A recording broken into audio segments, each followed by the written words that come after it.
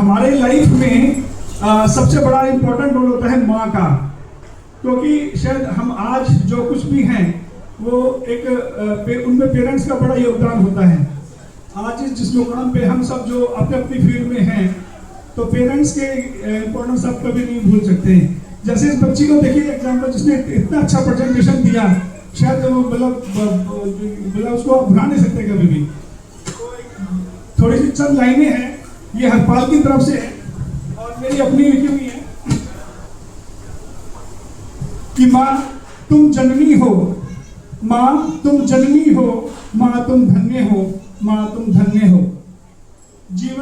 तुमने जीवन की राह पर चलना सिखाया, तुमने जीवन की राह पर चलना सिखाया, कब कपाए जहां भी पग मेरे, जीवन की चुनौतियों से लड़ना सिखाया।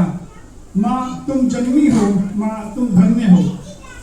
कभी मित्र तो कभी गुरु, कभी मित्र तो कभी गुरु, कभी प्रशंसक तो कभी आलोचक। मित्र कभी प्रशंसक तो कभी आलोचक, कभी सखा तो कभी समीक्षक।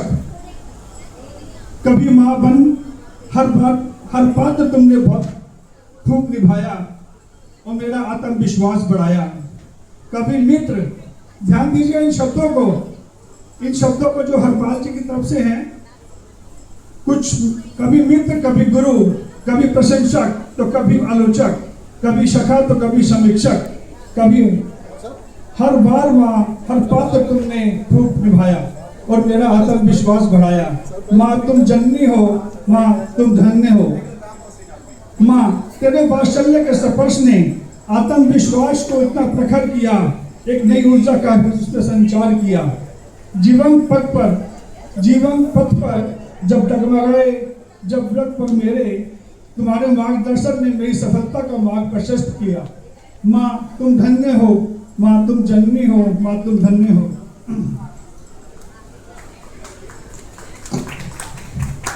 I'm really getting emotional.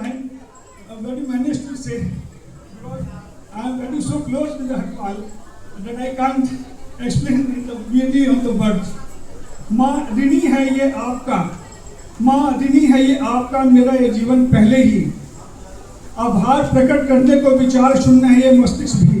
विफल हुए सब प्रयास मेरे, मार्गदर्शन माँ आप, ये वांछित अभियुक्ति आप ही बता दो। माँ तुम धन्य हो, माँ तुम धन्य हो, माँ तुम जननी हो, माँ तुम धन्य हो। Very nice. Thank you so much.